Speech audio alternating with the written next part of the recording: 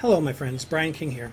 I had an awesome conversation with a client just now, and I want to make sure that I shared with you one of the powerful insights that came from it.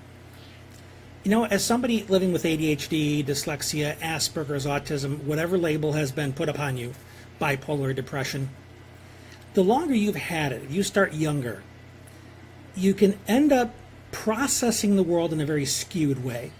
Because whenever you have difficulties with mood, with focus, anything like that, the way you process the information coming in tends to be a little inconsistent and not trustworthy, to put it lightly.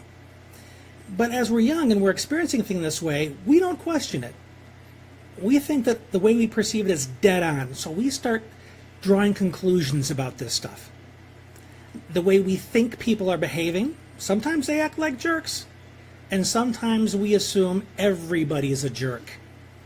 So we start hearing things very negatively. We start believing them. We start internalizing them.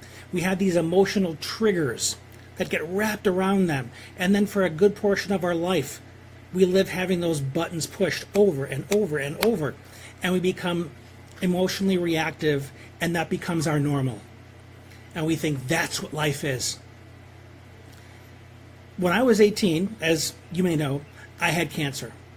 Went through some really horrendous chemotherapy and came out of that pretty bitter.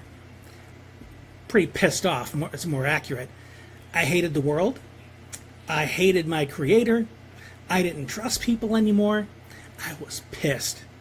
And that lasted a good 2 years until I decided I didn't want to live that way anymore. So I found myself a therapist and I did some deep work.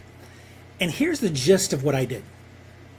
I looked back at my cancer experience and I examined the story I told myself about what that experience meant to me. Okay? With me so far? The story I told myself was very disempowering. It happened to me. How could this happen to me? It was wrong this happened to me. It was wrong that people treated me like this. There was nothing about that story that helped me feel strong. Nothing about that story that helped me feel optimistic. There was plenty to help me feel like a victim and feel pissed off. And the longer I kept telling myself that story, the longer I was going to feel that way. So I realized and discovered this power.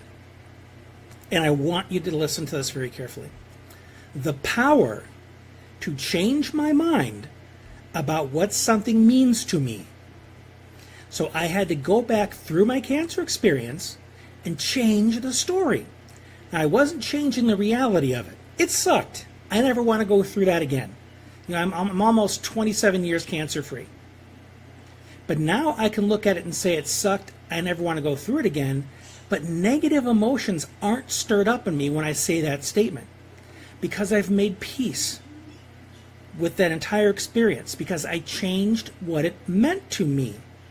I changed it from, I was a victim, how dare this happen to me, this is unfair, to, this is what I learned. I learned my capacity for resilience because of this. I learned how important it is to be there for another person when they're suffering and paying that forward. I learned more about what it feels like to be helpless. So I decide that I will be helpful whenever I can, so someone else is not helpless. So those of you who know me very well can see how changing that story drives a lot of what I do for you. Now, I'm always helping out. I'm always writing articles or writing memes to help people look at life just a slightly different way, a more positive way, a way that's hopefully helpful. And that came from doing the work of rewriting the story of what my cancer experience meant to me. I took it from victim to resourceful, to strength, to resilience. Because when it comes to the story we tell ourselves about our lives, that's entirely up to you. You know, there are some people who have some real heavy-duty bullshit that's going on between their ears. And it's nothing that really helps them, but it is something that helps them feel safe. Safe doesn't do me any good. I know darn well that these hard things can enter your life. I'm not going to pretend that I'm immune to them, because I'm not. But what I am is prepared to take them on and turn them into something I can use. And that came from my cancer experience, having to learn that. So that's the idea that I leave with you. Look back into your past. Were you bullied? Did you go through a horrendous divorce? Did a parent abuse you? Is there something that you hold on to, some part of your past that you keep reliving in your mind over and over and over at the expense of everything else? Because I could simply focus on that cancer experience and let that dictate how I feel about life in general. You hear somebody saying, well, I was victimized by this person as a child, and so I don't trust people. I understand that. But that one event does not have to define the entirety of your life. It doesn't have to be your primary story. Other stuff happened. There were people in there that were good to you. Maybe siblings, maybe a teacher. What role do they play in your story? Do they get any room? Do you give yourself an opportunity to look back and say, thank goodness those people were there, because otherwise my childhood would be nothing but dark memories? Think about the stories you hang on to.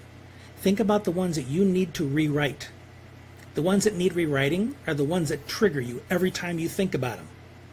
I could go on for hours about this, but I'm hoping that what I've given you so far will give you a place to begin, because this is some of your most important work as a human being. If you want to live fully, if you want to discover all of your internal power that allow you to move forward in life with all your resources, this is the stuff you need to work on. So take this or leave this. If I can be of any assistance as you take on this work, you know where to find me. I'm here to help. This has been Brian. We'll talk again soon.